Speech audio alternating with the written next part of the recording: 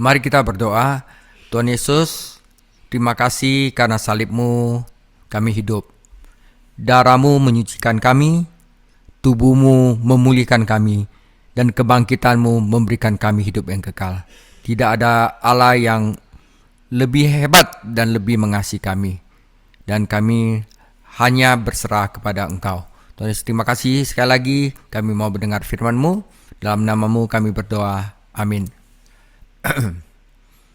Oke, dihukum dan disalibkan. Sebelumnya mereka menangkap Allah dan diadili di Sanhedrin, yaitu pusat agama. Sekarang dihukum di negara pemerintahan Romawi.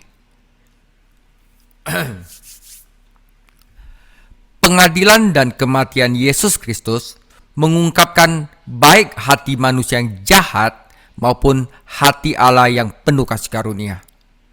Ketika manusia melakukan kejahatan terburuk mereka, Allah memberikan yang terbaik. Ya memang, tetapi di mana dosa berlimpah, di situ kasih karunia berlimpah. Yesus tidak disalibkan karena orang-orang jahat memutuskan untuk menyingkirkannya. Penyaliban adalah atas rencana dan pengetahuan Allah. Suatu ketetapan yang dibuat sejak kekekalan. Saudara, saat kita mempelajari pasal yang penting ini, kita perhatikan 6 perjumpaan yang dialami Tuhan kita selama jam-jam kritis tersebut. Yang pertama, Yesus dan Pilatus ayat 1-25. Yang kedua, Yesus dan Simon dari Kirene ayat 26. Yang ketiga, Yesus dan perempuan-perempuan Yerusalem ayat 27-31. Yesus dan para penjahat 32-43. Yesus dan Bapa 44-49. Dan yang terakhir, Yesus dan Yusuf dari Arimatea 50-56. Mari kita mulai Yesus dan Pilatus. Lalu bangkitlah seluruh sidang itu dan Yesus dibawa ke menghadap Pilatus. Di situ mereka mulai menuduh dia. Katanya, telah kedapatan oleh kami bahwa orang ini menyesatkan bangsa kami dan melarang membayar pajak kepada Kaisar, dan tentang dirinya ia mengatakan bahwa ia adalah Kristus, yaitu Raja. Pilatus bertanya-tanya kepadanya, "Engkaukah Raja orang Yahudi?" Jawab Yesus, "Engkau sendiri mengatakannya." Kata Pilatus kepada imam-imam kepala dan seluruh orang banyak itu, "Aku tidak mendapati kesalahan apapun pada orang ini." Tetapi mereka makin kuat mendesak, katanya, "Ia menghasut rakyat dengan ajarannya di seluruh Yudea. Ia mulai di Galilea dan sudah sampai ke sini." Ketika Pilatus mendengar itu, ia bertanya, apakah orang itu seorang Galilea? Dan ketika ia tahu bahwa Yesus seorang dari wilayah Herodes, ia mengirim menghadap Herodes yang pada waktu itu juga ada di Yerusalem. Ketika Herodes melihat Yesus, ia sangat girang, sebab sudah lama ia ingin melihatnya karena ia sering mendengar tentang dia. Lagi pula ia mengharapkan melihat bagaimana Yesus mengadakan suatu tanda. Ia mengajukan banyak pertanyaan kepada Yesus, tetapi Yesus tidak memberi jawaban apapun. Sementara itu imam-imam kepala dan ahli-ahli Taurat maju ke depan dan melontarkan tuduhan-tuduhan yang berat terhadap dia. Maka mulailah Herodes dan pasukannya menista dan mengolok-olokkan dia. Ia mengenakan jubah kebesaran kepadanya, lalu mengirim dia kembali ke Pilatus. Dan pada hari itu juga bersahabatlah Herodes dan Pilatus. Sebelum itu mereka bermusuhan. Lalu Pilatus mengumpulkan imam-imam kepala dan pemimpin-pemimpin serta rakyat dan berkata kepada mereka, "Kamu telah membawa orang ini kepadaku sebagai orang yang menyesatkan rakyat. Kamu lihat sendiri bahwa aku telah memeriksanya dan dari kesalahan-kesalahan yang kamu tuduhkan kepadanya, tidak ada yang kudapati padanya. Dan Herodes juga tidak, sebab ia mengirimkan dia kembali kepada kami. Sungguhnya tidak ada suatu apapun yang dilakukannya yang setimpal dengan hukuman mati. Jadi aku akan menghajar dia lalu melepaskannya, sebab ia wajib melepaskan seorang bagi mereka pada hari raya itu." Tetapi mereka berteriak bersama-sama, "Enyahkanlah dia, lepaskanlah Barabas bagi kami." Barabas ini dimasukkan ke dalam penjara berhubung dengan suatu pemberontakan yang telah terjadi di dalam kota dan karena pembunuhan. Sekali lagi Pilatus berbicara dengan suara keras kepada mereka karena ingin melepaskan Yesus. Tetapi mereka berteriak membalasnya, katanya, "Salibkan dia, salibkan dia." Kata Pilatus untuk ketiga kalinya kepada mereka, "Kejahatan apa yang sebenarnya telah dilakukan orang ini?" Tidak ada suatu kesalahan pun yang kudapati padanya yang setimpal dengan hukuman mati. Jadi aku akan menghajar dia lalu melepaskannya. Tetapi mereka berteriak, mereka mendesak dan menuntut supaya ia disalibkan. Dan akhirnya mereka menang dengan teriak mereka. Lalu Pilatus memutuskan supaya tuntutan mereka dikabulkan. Dan ia melepaskan orang yang dimasukkan ke dalam penjara karena pemberontakan dan pembunuhan itu sesuai dengan tuntutan mereka. Tetapi Yesus diserahkannya kepada mereka untuk diperlakukan semau-maunya. Saudara, Yesus dan Pilatus. Ternyata Pilatus itu orang yang takut akan orang banyak ya. Ya orang banyak. Udah itu dia mulai tidak adil. Pontius Pilatus menjabat sebagai gubernur Yudea dari tahun 26 sampai 36 Masehi. Setelah itu ia dipanggil kembali ke Roma dan kemudian menghilang dari sejarah resmi Romawi. Ia dibenci oleh orang-orang Yahudi Ortodok dan tidak pernah benar-benar memahami mereka. Suatu kali ia membangkitkan kemarahan mereka dengan memasang panji-panji Romawi pagan di bait suci Yahudi. Dan ia tidak ragu-ragu mengirimkan mata-mata bersenjata ke bait suci untuk membungkam para pengunjuk rasa Yahudi. Dalam penanganannya terhadap pengadilan Yesus, gubernur tersebut terbukti ragu-ragu. Injil Yohanes mencatat 7 langkah yang berbeda yang dilakukan Pilatus ketika ia keluar menemui orang-orang dan kemudian masuk untuk menginterogasi Yesus. Ia terus mencari celah, tetapi tidak menemukannya. Pilatus tercatat dalam sejarah sebagai orang yang mengadili Yesus Kristus. 3 kali menyatakan dia tidak bersalah, namun tetap menyalibkannya. Pertama, Pilatus menegaskan, para pejabat Romawi biasanya bangun pagi dan menjalankan tugas mereka. Tetapi Pilatus mungkin terkejut pagi itu dan mengetahui bahwa ia menghadapi kasus yang sangat berat. Dan itu terjadi pada hari Paskah. Para pemimpin Yahudi tahu bahwa hukum agama mereka tidak berarti apa-apa bagi seorang pejabat Romawi.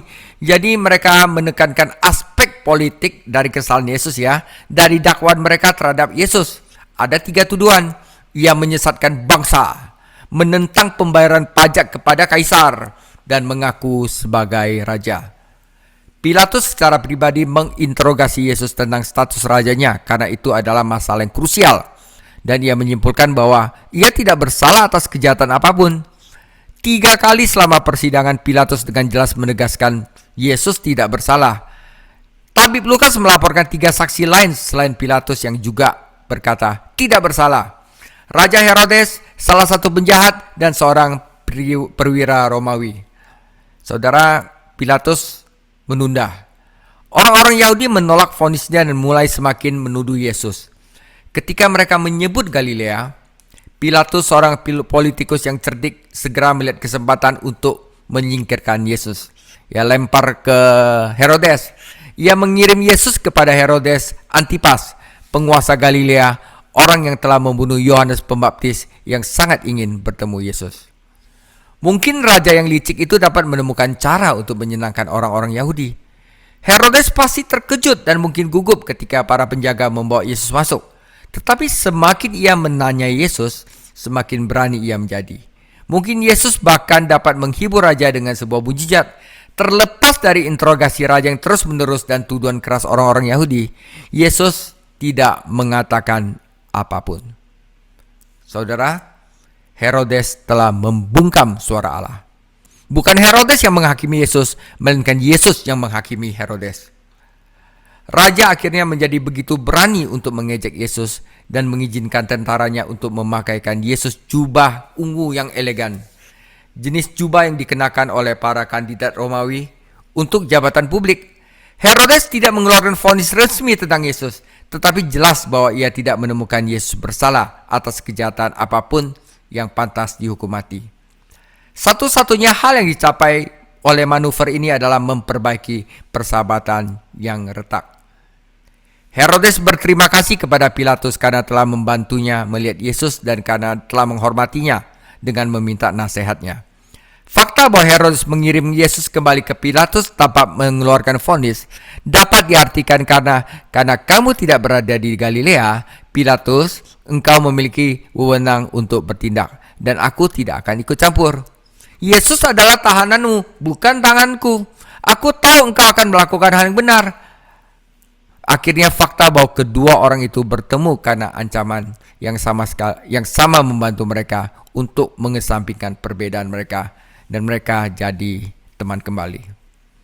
Pilatus bernegosiasi. Ia bertemu dengan para pemimpin Yahudi dan mengumumkan untuk kedua kalinya bahwa ia tidak menemukan Yesus bersalah atas tuduhan yang mereka ajukan kepadanya. Fakta bahwa Herodes mendukung keputusan Pilatus tidak akan terlalu mengesankan orang-orang Yahudi, karena mereka membenci Herodes hampir sama mereka membenci orang Romawi. Karena sudah menjadi kebiasaan pada Paskah bagi gubernur untuk membebaskan seorang tahanan, Pilatus menawarkan kompromi kepada orang-orang Yahudi. Ia akan menghukum Yesus dan membiarkannya pergi. Ia memiliki tahanan lain, Barabas, tetapi Pilatus yakin orang Yahudi mungkin tidak ingin pembebasannya. Lagi pula Barabas adalah seorang perampok, seorang pembunuh, dan seorang pemberontak. Ia mungkin adalah pemimpin kaum Zelot Yahudi yang pada waktu itu sedang berupaya menggulingkan Roma. Saudara, kita tidak boleh berpikir bahwa seluruh penduduk kota berkumpul di hadapan Pilatus dan berteriak meminta darah Yesus. Meskipun kerumunan orang penasaran pasti berkumpul, terutama para pemimpin agama resmi bangsa itu, khususnya para imam kepala yang meneriaki Pilatus dan menyuruh menyalibkan Yesus. Mereka bawa orang-orang berseru Hosana pada Minggu Palma, akhirnya berseru salibkan dia pada Jumat Agung. Bukan suatu pernyataan yang akurat, saudara. Ya, Pilatus mengalah. Pilatus menyadari bahwa kesalahannya dalam menangani situasi hampir menyebabkan kerusuhan. Dan pemberontakan Yahudi adalah hal yang terakhir yang diinginkan selama Paskah. Dia nggak mau lagi banyak-banyaknya orang Yahudi berontak dan menggulingkan Roma. Akhirnya dia kompromi. Jadi ia meminta air dan mencuci tangannya di hadapan orang banyak, menegaskan ketidakbersalahannya. Ia adalah orang suka berkompromi dan bersedia menyenangkan hati orang banyak. Barabas dibebaskan dan Yesus dihukum mati di kayu salib Romawi. Saudara, Pilatus adalah karakter yang kompleks. Ia secara terbuka mengatakan bahwa Yesus tidak bersalah, namun ia mengizinkannya dipukuli dan menghukumnya mati. Ia dengan hati-hati menanyai Yesus dan bahkan gemetar mendengar jawabannya. Tetapi kebenaran firman tidak mempengaruhi keputusannya. Karena dia adalah people pleaser, saudara. Ia ingin populer dan bukan benar. Ia lebih peduli pada reputasi, bukan karakter. Jika Herodes telah membungkam suara Allah, maka Pilatus pun telah membungkam suara Allah. Ia memiliki kesempatan dan menyia-nyiakannya. Bagian kedua, saudara. Simon dari Kinere. Ketika mereka membawa Yesus, mereka menahan seorang bernama Simon dari Kinere yang baru datang dari luar kota. Lalu diletakkan salib itu di atas bahunya supaya dipikulnya sambil mengikuti Yesus. Saudara, merupakan bagian dari penghinaan yang dialami tahanan itu untuk memikul salibnya sendiri ke tempat eksekusi. Jadi ketika Yesus meninggalkan aula Pilatus, ia memikul salib atau palang salib.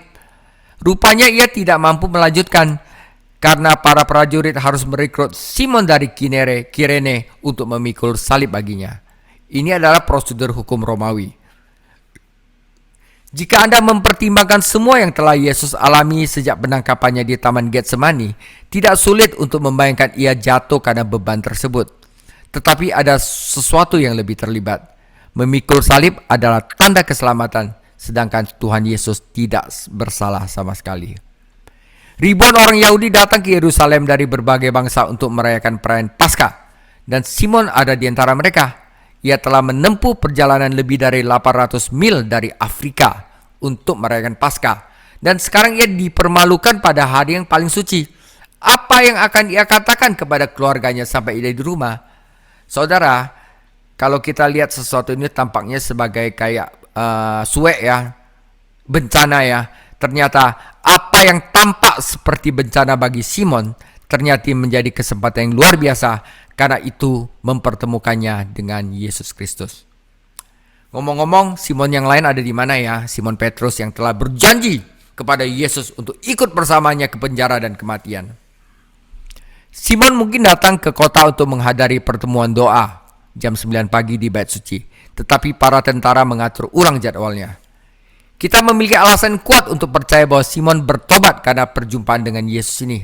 Markus mengidentifikasinya sebagai ayah Alexander dan Rufus. Dua orang menurut Markus dikenal oleh pembacanya di Roma. Seorang Kristen bersama Rufus disambut oleh Paulus dalam Roma 16 ayat 13, dan mungkin saja ia adalah putra Simon dari Kirene. Rupanya Simon dan kedua putranya menjadi orang Kristen terkenal yang dihormati gereja. Sebelum Simon dari Kirene bertemu Yesus, ia memiliki agama, memiliki pengabdian. Tetapi setelah ia bertemu dengan Yesus, ia memiliki kenyataan dan keselamatan. Pagi itu ia mengalami perubahan drastis baik secara fisik maupun spiritual. Tetapi itu mengubah hidupnya. Tuhan masih dapat menggunakan situasi yang tak terduga, situasi yang jelek. Ya, kadang-kadang kita merasa kita lagi di bawah. Ya, bahkan situasi yang memalukan. Tujuannya adalah untuk membawa orang kepada juru selamat. Ya, orang itu harus dihancurkan dulu, saudara, barusan bisa dibentuk. Oke.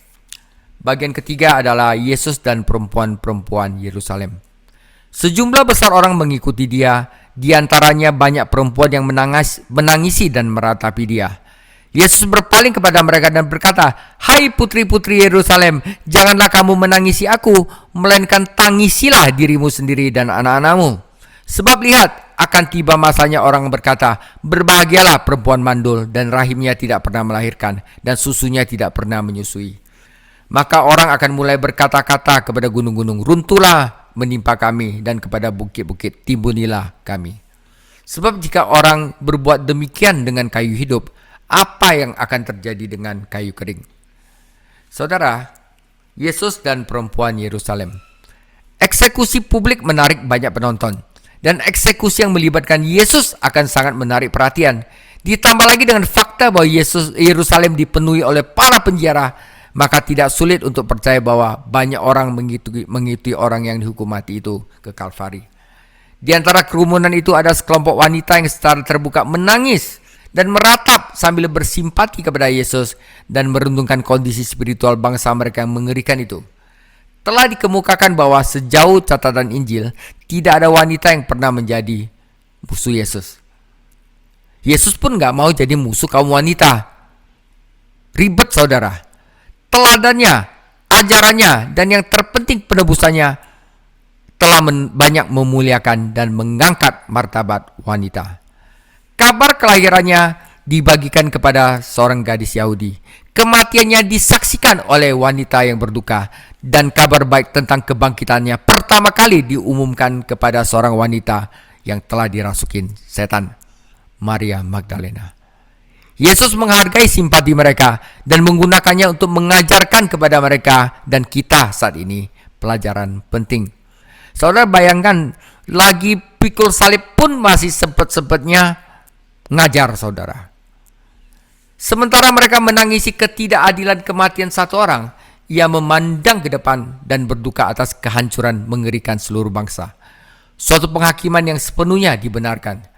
Sayangnya perempuan dan anak-anaklah yang akan paling menderita. Suatu fakta yang didukung oleh sejarah. Bangsa Romawi berusaha membuat orang Yahudi menyerah karena kelaparan, dan orang-orang kelaparan membela kota mereka, mengambil makanan dari istri dan anak-anak mereka yang telah menderita, dan bahkan membunuh serta memakan darah daging mereka sendiri. Bangsa Israel seperti pohon hijau selama tahun-tahun ketika Yesus berada di bumi. Itu adalah masa berkat dan kesempatan. Seharusnya masa berbuah. Tetapi bangsa itu menolak dia dan menjadi sebuah pohon kering, hanya layak untuk dibakar. Yesus seringkali mengumpulkan umatnya, tetapi mereka tidak mau. Dengan menghukum mereka, mereka telah menghukum diri mereka sendiri. Kita dapat memparafrasekan firman-Nya. Jika penguasa Romawi melakukan ini kepada orang yang tidak bersalah, apa yang dapat mereka lakukan kepada kamu yang bersalah? Ketika hari penghakiman tiba, dapatkah kamu lolos? Ya. Saudara, Yesus dan Bapa. Dan ada juga digiring dua orang lainnya, yaitu dua penjahat untuk dihukum mati bersama-sama dengan dia. Ketika ini Yesus dan dua penjahat, ya. Ketika mereka sampai di tempat yang bernama Tengkorak, mereka menyalibkan Yesus di situ dan juga kedua orang penjahat itu.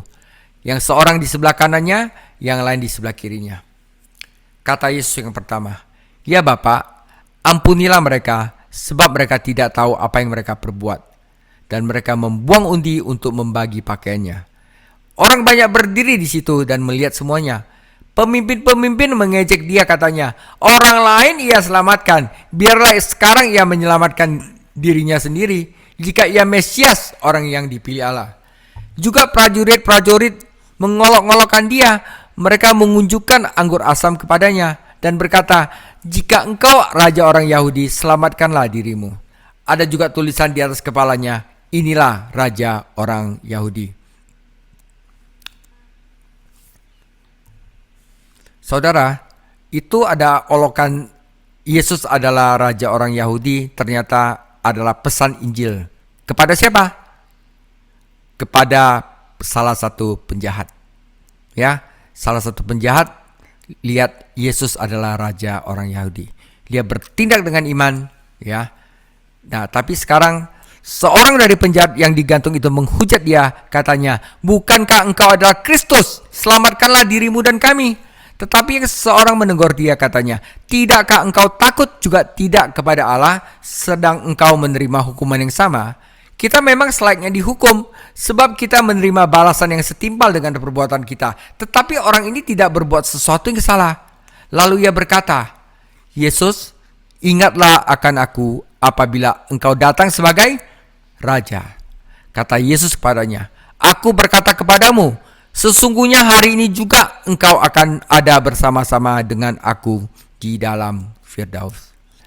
Saudara, penjahat itu udah gak bisa berbuat baik lagi, saudara. Tangannya udah dipaku. Dia gak ada kesempatan berbuat baik lagi. Tetapi pada masa-masa kritis, dia diselamatkan. Saya rasa kalau dia sekarang ada di surga, dia ketawa kali, hahaha, kenapa saya bisa sampai di surga ya? Selama hidup saya berbuat jahat. Wah, dia pasti akan tertawa tersenang-senang ya. Tapi itulah, kita diselamatkan bukan karena perbuatan, tetapi karena iman. Telah dinubuatkan bahwa hamba yang menderita akan digolongkan bersama para pelanggar. Dan dua penjahat disalibkan bersama Yesus, orang-orang adalah perampok. Kata Yunani tersebut berarti orang yang menggunakan kekerasan untuk merampok secara terang-terangan. Berbeda dengan pencuri yang diam-diam masuk ke rumah dan mencuri. Kedua orang ini mungkin bersalah atas perampokan bersenjata yang melibatkan pembunuhan. Nama Kalvari berasal dari bahasa Latin Calvaria yang berarti tengkorak. Bahasa Yunani ada kranion yang memberi kita bahasa Inggris cranium yaitu tengkorak. Dan kata Aramaik adalah Golgota. Jadi di bukit Golgota itu adalah bukit tengkorak. Golgota artinya adalah tengkorak, saudara. Nama tersebut tidak dijelaskan dalam Perjanjian Baru. Lokasi tersebut mungkin menyerupai tengkorak seperti Kalvari Gorgon di dekat gerbang Damaskus di Yerusalem. Atau mungkin nama itu muncul begitu saja dari fakta-fakta mengerikan tentang eksekusi. Tuhan kita disalibkan sekitar pukul 9 pagi dan tetap berada di kayu salib sampai pukul 3 sore. Dan dari tengah hari sampai pukul 3 sore, kegelapan meliputi seluruh negeri. Saudara, Yesus berbicara 7 kali selama 6 jam yang mengerikan itu. Yang pertama, Bapa, ampunilah mereka sebab mereka tidak mengetahui apa yang mereka perbuat. Yang kedua, kepada para penjahat yang beriman, hari ini engkau akan berada bersamaku di Firdaus.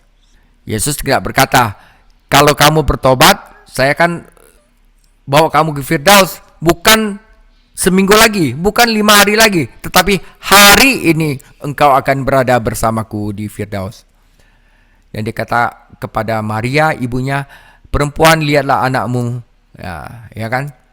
3 jam akhirnya kegelapan, Yesus diam antara jam 12 sampai jam 3. Udah kegelapan, Allah mulai meninggalkan Yesus ya. Maka Yesus teriak. Karena kenapa harus meninggalkan? Seperti kita yang harusnya ditinggalkan oleh Allah karena dosa. Ya, Yesus yang merasakan itu. Yesus ngomong, Eloi, Eloi, lama sabachthani. Allahku, Allahku, mengapa engkau meninggalkan aku? Yang kelima, aku haus. Yang keenam, sudah selesai. Yang ketujuh, into your hand I commit myself. Bapa, ke dalam tanganmu aku menyerahkan jiwaku. Nah saudara, saya barusan belajar bahasa Yunani dari I commit myself, saya menyerahkan jiwaku. Arti itu adalah menyerahkan dan mengambilnya kembali. Ya. Lukas hanya mencatat 3 dari 7 pernyataan ini. Yang pertama, yang kedua, dan yang terakhir. Doa Tuhan kita untuk musuh-musuhnya, pelayanannya kepada seorang pencuri yang bertobat, sangat sesuai dengan tujuan Lukas untuk menunjukkan Yesus Kristus sebagai anak manusia yang penuh belas kasihan dan peduli kepada orang-orang yang membutuhkan. Saat mereka memakukannya di kayu salib, ia berulang kali berdoa, Bapa, ampunilah mereka karena mereka tidak tahu apa yang mereka perbuat. Saudara, Yesus Kristus tidak hanya mempraktekkan apa yang diajarkan, seperti yang diajarkan dalam doa Bapa kami, ampunilah kami seperti kami mengampuni orang bersalah kepada kami, tetapi ia menggenapi nubuat dan mendoakan orang-orang berdosa. Kita tidak boleh menyimpulkan dari doanya bahwa ketidaktahuan adalah dasar pengampunan, bahwa mereka yang berdosa terhadap Yesus secara otomatis diampuni karena ia berdoa. Bukan. Tentu saja baik orang Yahudi maupun orang Romawi tidak menyadari besarnya dosa mereka, tetapi itu tidak dapat membebaskan mereka. Hukum Taurat menyediakan kurban untuk dosa-dosa yang dilakukan karena ketidaktahuan, tetapi tidak ada kurban untuk dosa yang dilakukan dengan sengaja dan lancang. Perantaran Tuhan kita menunda penghakiman Allah atas bangsa itu hampir 40 tahun, memberi mereka kesempatan tambahan untuk diselamatkan. Saudara, merupakan suatu takdir bahwa Yesus disalibkan di antara kedua pencuri itu. Karena ini memberi mereka akses yang sama kepada juru selamat. Keduanya dapat membaca tulisan Pilatus. Pilatus itu sebel sama orang-orang yang memaksanya menyalibkan Yesus. Jadi dia geram, dia tulis kesalahan Yesus adalah apa? Yesus adalah orang Yahudi dari Nazaret. Nah, keduanya dapat membaca tulisan Pilatus, inilah Yesus dari Nazaret, raja orang Yahudi. Dan keduanya dapat menyaksikan dia dengan murah hati menyerahkan nyawanya untuk dosa-dosa manusia.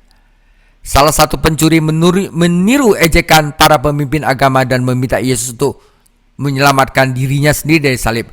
Tetapi pencuri yang lain memiliki gagasan yang berbeda. Ia mungkin berpikir, jika manusia ini memang Kristus, dan jika ia mempunyai kerajaan, dan jika ia telah menyelamatkan orang lain, maka ia dapat memenuhi kebutuhan terbesarku, yaitu keselamatan dari dosa, keselamatan dari kematian. Saya belum siap mati. Dibutuhkan keberanian bagi pencuri ini untuk menentang pengaruh temannya dan ejekan orang banyak. Dan dibutuhkan iman baginya untuk mempercayai raja yang saat itu sedang disalib, yang sedang sekarat. Jika Anda mempertimbangkan semua yang harus diatasi, saudara, iman pencuri ini sungguh menakjubkan. Orang itu diselamatkan sepenuhnya, saudara, sepenuhnya oleh kasih karunia. Itu adalah karunia Allah. Ia tidak layak mendapatkannya dan ia tidak dapat memperolehnya. Keselamatannya bersifat pribadi dan aman, dijamin oleh firman Yesus Kristus. Orang itu berharap akan mendapatkan pertolongan di masa depan, tetapi Yesus memberikan pengampunan itu pada hari itu juga. Ia mati dan pergi bersama Yesus ke surga. Perlu dicatat bahwa orang-orang di Kalvari menggenapi nubuat perjanjian lama dalam apa yang mereka lakukan. Membuang undi untuk pakaian Tuhan, mengejek dia, menawarkan cuka untuk diminum. Allah bertata dan firman-Nya di perjanjian lama masih megang kendali, saudara. Saudara, Yesus dan Bapa. Ketika itu hari sudah kira-kira jam 12. Lalu kegelapan meliputi seluruh daerah itu sampai jam 3. Jadi jam 12 sampai jam 3 itu diam. Matahari tidak bersinar dan tabir bait suci terbelah dua. Lalu Yesus berseru dengan suara nyaring, Eloi, Eloi, lama sabachthani. Ya Bapa, ke dalam tanganmu kuserahkan nyawaku. Dan sudah berkata demikian, ia menyerahkan nyawanya. Ketika kepala pasukan melihat apa yang terjadi, ia memuliakan Allah, katanya, sungguh orang ini adalah orang benar. Dan sesudah seluruh orang banyak yang berdatang ke rumahnya itu untuk tonton melihat apa yang terjadi, pulanglah mereka sambil memukul-mukul diri. Wah, mereka barusan sadar bahwa mereka telah menyalibkan Allah, saudara. Semua orang yang mengenal Yesus dari dekat, termasuk perempuan-perempuan yang mengikuti dari Galilea, berdiri jauh-jauh dan melihat semuanya. Saudara, mungkin orang yang melihat Yesus disalib, saudara, Ya, itu banyak orang, banyak itu mungkin 3.000 orang ya. Sejak Petrus menyampaikan khotbah, orang itu langsung bertobat. Ya. Kita harus ingat bahwa apa yang Tuhan kita capai di kayu salib adalah transaksi kekal yang melibatkan Dia dan Bapa. Dia tidak mati sebagai martir yang gagal dalam perkara yang sia-sia. Dia juga bukan teladan bagi manusia untuk diikuti. Yesaya 53 menjelaskan bahwa Yesus tidak mati karena dosa-dosanya sendiri. Karena Dia tidak memiliki dosa. Dia mati untuk dosa-dosa kita. Dia menjadikan jiwanya sebagai persembahan untuk dosa. Saudara, 3 jam kegelapan itu sebuah mujizat. Itu bukan gerhana matahari, karena itu tidak mungkin terjadi selama musim Paskah ketika ada bulan purnama. Itu adalah kegelapan yang dikirim Bapa yang menyelimuti salib ketika anak Allah dijadikan dosa bagi kita. Seolah-olah seluruh alam semesta bersimpati kepada Sang Pencipta ketika Dia menderita dan mati. Ya, saudara, malaikat-malaikat saya rasa lagi gercep, udah mempersiapkan perlengkapan perangnya. Satu kata Yesus datang, serbu, itu habis semua, saudara. Ya kan? Ketika Israel berada di Mesir, 3 hari kegelapan mendahului Paskah pertama ya. Ada satu mujizat kegelapan, saudara. Sebelum apa? Paskah pertama di Keluaran. Ketika Yesus berada di kayu salib, 3 jam kegelapan mendahului kematian anak domba Allah untuk dosa-dosa manusia. Baik Matius 27 maupun Markus 15 mencatat seruan Tuhan kita di akhir kegelapan. Sebuah kutipan Ibrani dari Mazmur 22 ayat 1. Eloi, Eloi, lama sabachthani. Apa arti pengabaian ini dan bagaimana Yesus merasakannya tidak dijelaskan kepada kita. Tetapi tentu saja hal itu melibatkan fakta bahwa Ia sudah menjadi dosa bagi kita. Dia sedang memikul dosa kita semua, dosa seluruh dunia, saudara. Tuhan kita berseru dengan lantang, sudah selesai. Sebuah pernyataan kemenangan. Ia telah menyelesaikan pekerjaan yang diberikan Bapa kepadanya. Pekerjaan penebusan telah selesai. Lambang dan nubuat telah digenapi dan juru selamat sekarang dapat beristirahat. Kemudian dia berbicara kepada Bapanya dalam pernyataan terakhir dari kayu salib. Bapa, ke dalam tanganmu kuserahkan rohku. Ini sebenarnya adalah doa sebelum tidur yang digunakan anak-anak Yahudi. Dan ini memberitahu kita bagaimana Tuhan kita mati dengan penuh keyakinan, dengan rela, dengan kemenangan. Mereka yang mengenal Yesus Kristus sebagai juru selamat mereka dapat mati dengan keyakinan dan kepastian yang sama.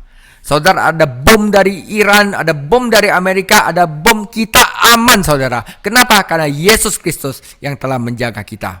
Ya, ketika Tuhan kita melepaskan rohnya, tirai bait suci terbelah 2 dari atas sampai bawah. Mujizat ini mengumpan kepada para imam dan umat bahwa jalan menuju hadirat Allah terbuka bagi semua orang yang datang kepadanya melalui iman melalui Yesus Kristus. Orang berdosa tidak lagi membutuhkan bait suci duniawi, tidak lagi membutuhkan mezbah, tidak lagi membutuhkan kurban, tidak membutuhkan lagi imam, karena semua itu telah digenapi dalam karya anak Allah yang telah selesai, yaitu Yesus Kristus. Lukas mencatat 3 tanggapan terhadap peristiwa saat terakhir kematian Kristus. Periwara yang bertanggung jawab atas eksekusi tersebut bersaksi, sesungguhnya Dia adalah orang benar, Dia adalah anak Allah. Ia sangat terkesan oleh kegelapan, gempa bumi, dan tentu saja cara Yesus menderita dan mati. Ia pasti terkejut ketika Yesus berteriak dan kemudian langsung mati, karena korban penyaliban seringkali menderita selama berhari-hari dan tidak memiliki kekuatan untuk berbicara lagi. Orang-orang yang datang untuk melihat tontonan itu mulai pergi satu persatu. Beberapa mereka memukul dada karena mereka merasa bersalah. Hati nurani mereka tergores. Apakah orang-orang ini orang percaya? Mungkin tidak. Mereka adalah penonton yang tertarik pada eksekusi tersebut. Tetapi tentu saja mereka melihat dan mendengar cukup banyak untuk meyakinkan mereka akan dosa-dosa mereka sendiri.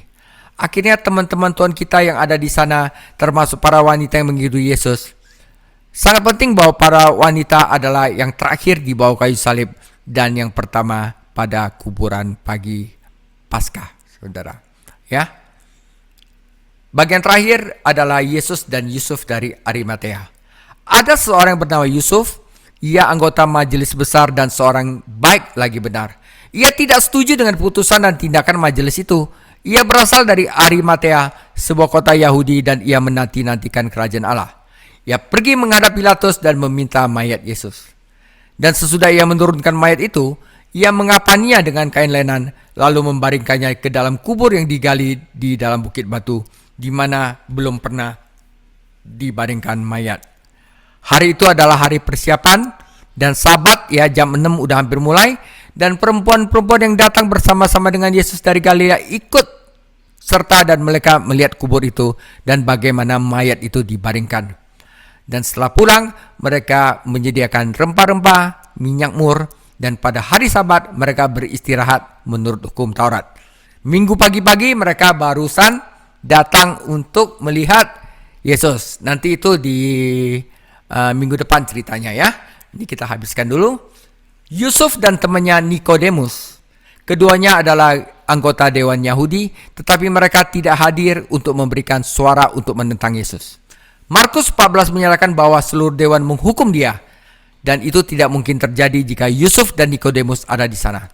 Kemungkinan besar Yusuf dan Nikodemus telah mengetahui dari kitab suci Perjanjian Lama bagaimana Yesus akan mati, sehingga mereka setuju untuk mengurus penguburannya. Makam baru itu kemungkinan besar milik Yusuf dari Arimatea yang disiapkan di sebuah taman dekat Golgota, tetapi bukan untuk dirinya sendiri. Itu untuk Yesus. Tidak ada orang kaya yang akan menyiapkan tempat penguburan sendiri begitu dekat dengan tempat eksekusi dan begitu jauh dari rumahnya sendiri.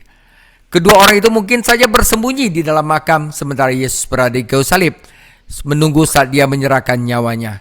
Mereka pasti telah menyiapkan rempah-rempah dan kain kafan karena mereka mungkin tidak dapat berbelanja pada hari Paskah. Ketika Yesus wafat, Yusuf segera pergi ke Pilatus untuk meminta izin mengambil jenazahnya, dan Nikodemus tetap tinggal di Kalvari untuk jaga-jaga. Mereka dengan penuh kasih sayang menurunkan Yesus dari salib, segera membawanya ke taman, membasuh tubuhnya dan membungkusnya dengan rempah-rempah. Itu adalah penguburan sementara. Mereka akan kembali setelah hari Sabat untuk melakukan pekerjaan yang layak. Tetapi ketika mereka membaringkan Yesus ke dalam kubur baru, mereka sebenarnya telah menggenapi Yesaya 53 ayat 9. Dan mereka mencegah orang Romawi membuang jenazah Yesus, mungkin di tempat pembuangan sampah di luar kota. Para penjahat yang hukum mati kehilangan hak untuk penguburan yang layak, dua-duanya. Tetapi Allah harus memastikan bahwa tubuh putranya dikuburkan dengan bermartabat dan penuh kasih.